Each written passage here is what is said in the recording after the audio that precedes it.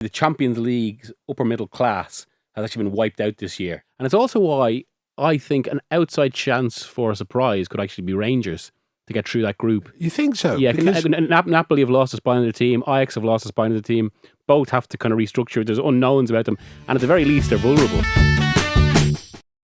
The other issue here, particularly with this year's draw, is you look at some of the teams who we would expect to hit hard and, like at least inconvenience the elite, the favourites for the competition.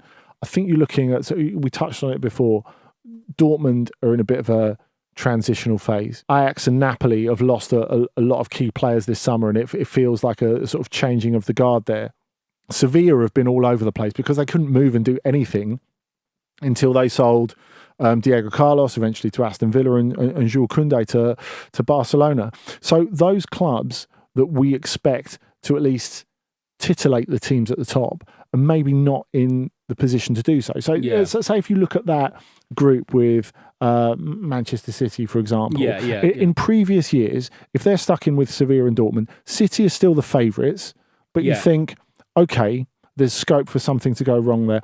I don't think there really is this year. Yeah, you know what? That's a good way of putting it. And it's almost like European football's, the Champions League's upper middle class has actually been wiped out this year. Just because so actually a classic example. Atletico. There. Yeah, Atletico, Ajax, all these clubs that have performed well in recent years. And it's also why I think an outside chance for a surprise could actually be Rangers to get through that group. You think so? Yeah, Napoli have lost a spine of the team. Ajax have lost a spine of the team. Both have to kind of restructure. There's unknowns about them. And at the very least, they're vulnerable. I agree. I think the two Scottish teams are actually...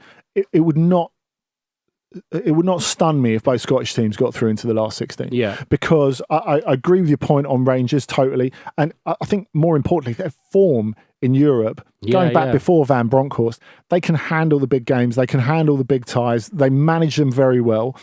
Also, I think if you look at the group, I think you can look at Celtic facing Real Madrid first up at Parkhead. I'm going to that, looking forward to it. What a game, what a night that's going to be. You're a lucky man. And I think if you look at that group, Leipzig are looking at a change of strategy. You know, they've gone and bought back Timo Werner and they spent nearly 30 mil on David Raum this summer as well, which is a departure for them. And they've been struggling to keep some players like Emil Forsberg, for example, happy, and I think they'll probably find that with Andre Silva down the line. So they're in a bit of a state of flux.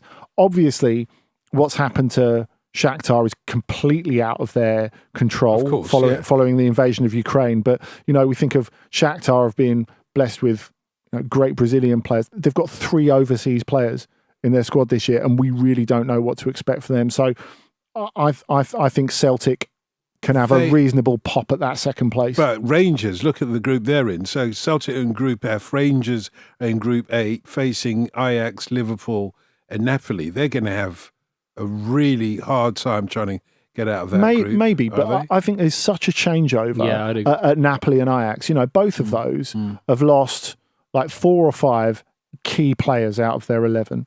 And so that is, I think, an opportunity for Rangers. I think you also look at the fact, going back to the same thing that keeps coming up about Premier League power, if you've got one absolute ultra favourite in the group, that polarises the rest of the group. I think you can probably say that for Tottenham's group as well, with Eintracht Frankfurt, Sporting and Marseille, who are all difficult on their day. And those are 3 amazing away trips for Tottenham fans, by the way. If there are any Tottenham fans listening, get yourself out there. You'll have a great time. I think you look at those, and that is going to be an almighty scrap for that second place, I think.